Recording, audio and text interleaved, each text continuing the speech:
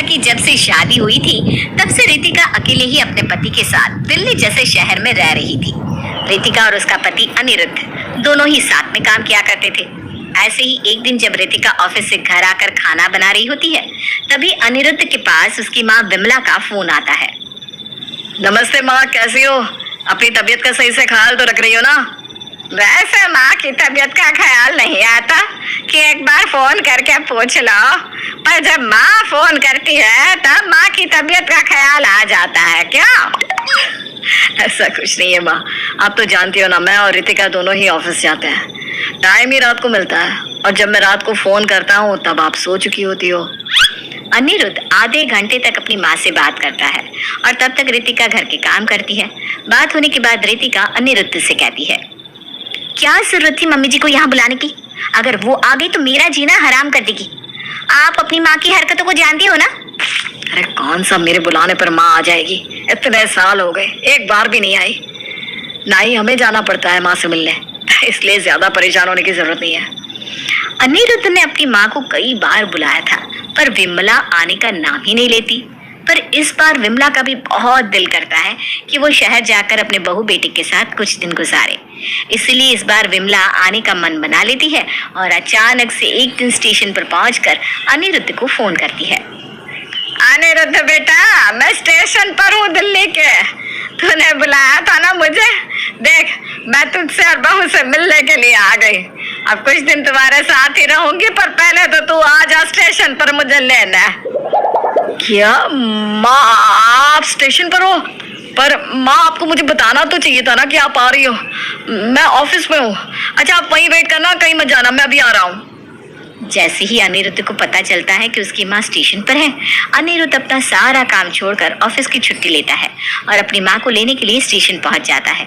कुछ देर बाद अनिरुद्ध अपनी माँ को स्टेशन से घर ले जाता है।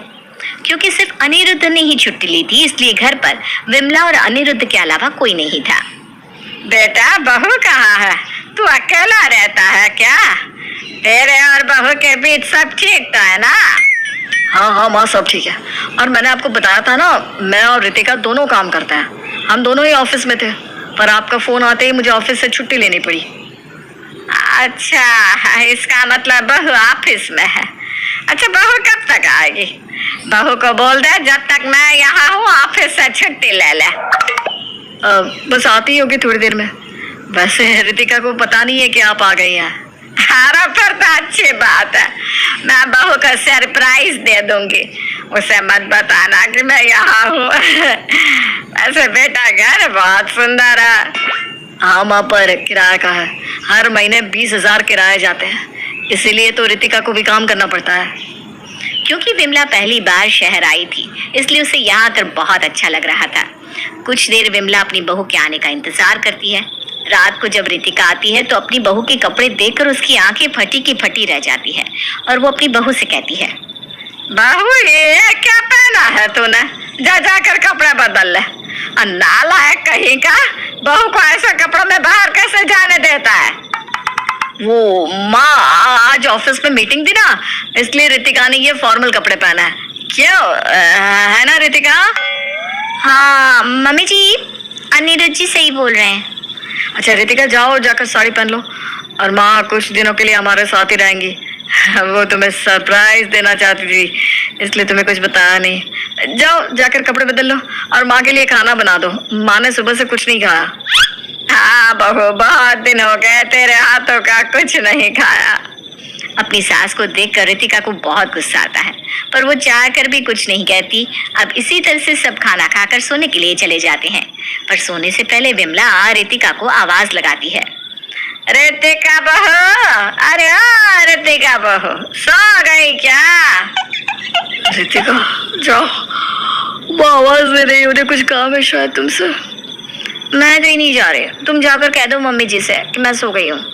पर पहले तुम मुझे ये बताओ कि मम्मी जी यहाँ गए और तुमने मुझे बताया क्यों नहीं? अरे मुझे खुद पता नहीं था कि माँ आने वाली है। वो तो अचानक से माँ ने मुझे फोन किया और कहने लगे कि स्टेशन पर है। मुझे कुछ समझ में ही नहीं आया, इसलिए मुझे छुट्टी लेकर माँ को लेने के लिए जाना पड़ा। मैंने सोचा तुम्हें बता दूं, पर माँ ने मुझे ऐसा करने से रोक दिया। आखिर अपनी बहू से इतना प्यार जो है, माँ तो अपनी बहू को सरप्राइज देना चाहती थी। अरे बहू कहाँ रह गई?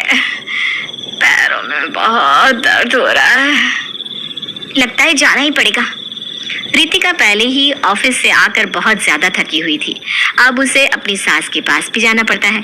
और जब रितिका को पता चलता है कि उसकी सास ने उसे अपने पैर दबाने के लिए बुलाया है, तो रितिका अंदर ही अंदर मुंह बनाने लगती है।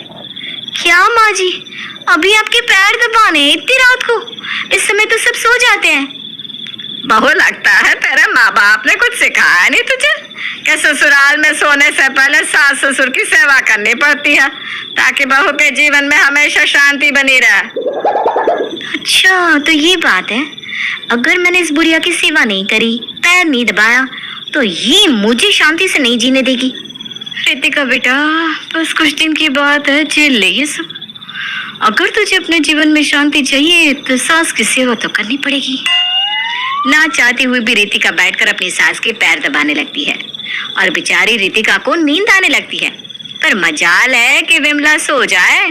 देखते देखते रात के 1 बज जाते हैं, पर विमला रितिका को जाने के लिए ही नहीं कहती और बेचारी रितिका पैर दबाते हुए ही अपनी सास के पास सो जाती है। अगली सुबह उठकर रितिका घर के सारे काम करती है और खाना बनाकर ऑफिस चली जाती है। पर शाम को जब रितिका ऑफिस से घर आती है तो विमला रितिका से कहती है, बहू तू तो ऑफिस चले गई, मुझे यहाँ अकेला छोड़कर। मेरा तो मन ही नहीं लग रहा था।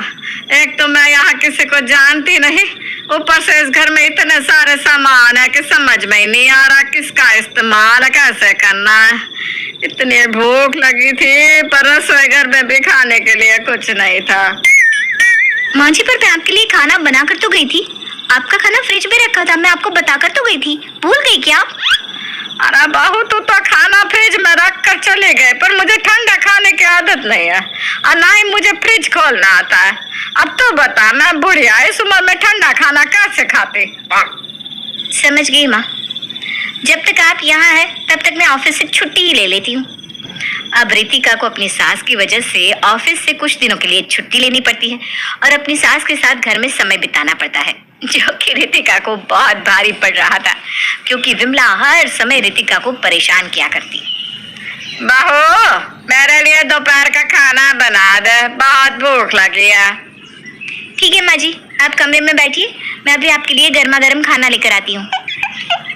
रितिका अपनी सास के लिए खाना लेकर आती है और खाना खाने के बाद विमला आराम से सो जाती है और शाम को उठकर अपनी बहू के साथ बाहर मार्केट जाती है।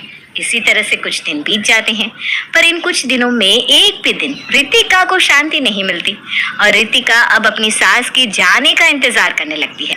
पर देखते ही देखते 1 से 2 महीने बीत जाते हैं और रितिका की सास जाने का नाम ही नहीं लेती। अनिरुद्ध, मम्मी जी कब गांव जाएंगी? उनको बोलो ना, गांव में गाय है, भैंस है, जमीन है, खेती है, सब कुछ छोड़कर यहाँ आ गई है।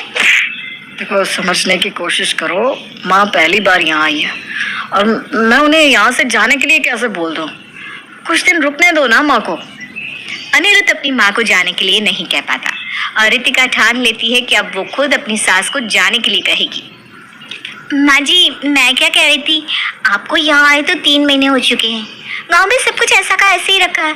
ससुर जी भी अकेले कितना संभालेंगे? अब आपको गांव जाना चाहिए। सही कहा बहू, मैं भी गांव जाने की सोच रही थी, पर अब मेरा दिल नहीं करता गांव जाने का। तुम्हारे साथ रहकर बहुत अच्छा लग रहा है और गांव में तेरे ससुर जी है ना, वो सब संभाल लेंगे। मेरा होना ना होना बराबर ही है, तब ना मैं 6 महीने और रुक कर जाऊंगी। ये बात सुनकर रितिका के होश उड़ जाते हैं, जिसके बाद वो अपनी नौकरी और अपने सारे सपने भूल जाती है और दिन रात अपनी सास के साथ रहकर उनकी सेवा करती है